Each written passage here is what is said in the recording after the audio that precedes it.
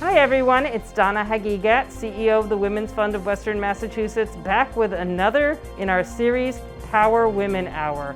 Our series is promoted by the Jamrock Group, and additional funding support comes from the Institute for Generative Leadership.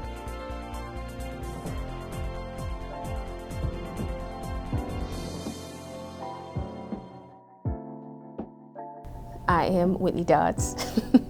I am the founder and CEO of Wellness for the Culture organization. I founded Wellness for the Culture in 2017. It has a couple of moving parts to it. One is the practice here located downtown Springfield, Mass.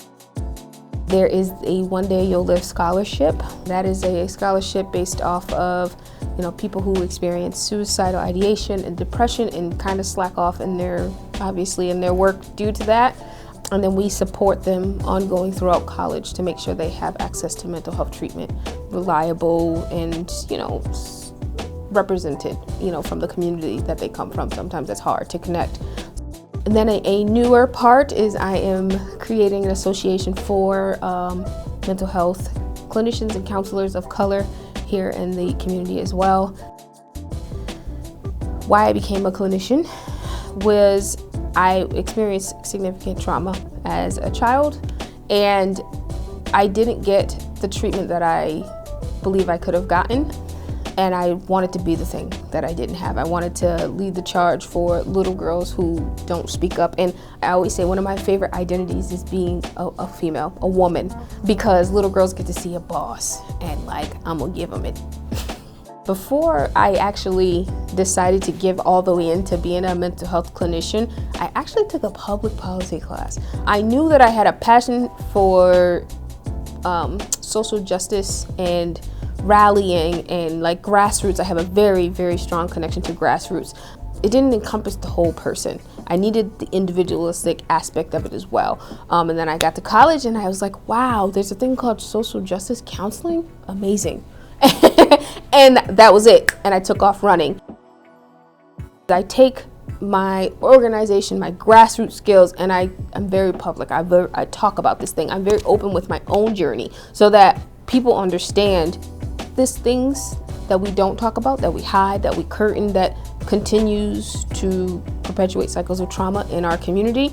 We're gonna stop them now. We don't have to do this anymore. We can choose differently. And I'm also gonna tug at the systems that, affect us disproportionately, period. Because I can work with the individual person, but they can still be very much held down by the system. So I'm yanking both ends, if that makes sense. It's not just that I want to go in and just do therapy. I want to say something at the same time. I'm very specific about the population that needs to be addressed and how we can stop perpetuating racism and trauma in this community. I created and talk about a therapeutic method, and it's called self-care via self-compassion, and the journey it takes to get to a place of giving yourself permission and affirming your self-worth.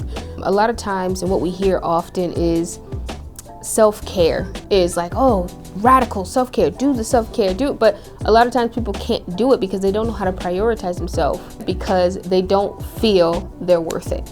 They don't make themselves a priority. In the beginning, we talk about finding faulty beliefs. There's a lot of traumatic backgrounds and traumatic experiences that teach us life lessons. When I can think of a very general explanation is COVID. Next year will be, or even moving forward, will be considered the fourth wave of COVID, right? And that'll be the mental health impact on the world. And that won't be fun. So what will it teach us? It will teach us learned helplessness. We have to call them out, those faulty ways of thinking. I'm always going to be poor. I can't be rich. I'm not attractive, right? I'm only worth what I can put forth. All of those things is because something happened to them. And once we call them out, they're there. You can't go back to being the same, because now oh man, I missed out on the world. Like I missed out on so many things because I didn't think I was worthy. And that's where the forgiveness comes in. You have to forgive yourself for those things. If you've ever been forgiven, it's like the weight is off your shoulder, right? It's burden free. Like there's nothing there anymore. And so you can move a little bit better in the world. After you do that, what do you do with your freedom? Well, you live in it, you bask in it. I can do whatever I want now. What? Permission. Give yourself permission now. And then you affirm it, right? You have a self-esteem issue. We've worked through the journey. I am a priority. I am enough. I get to say what happens. My yes means yes and my no means no. And then you have to rehearse it. And so what happens in therapy is people come in and then they think they're going to be fixed and they get frustrated with themselves. Again, there's where the compassion comes in.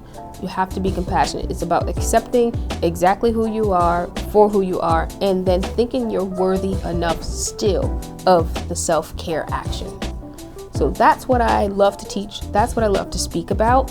And I speak about it and cater it in different ways.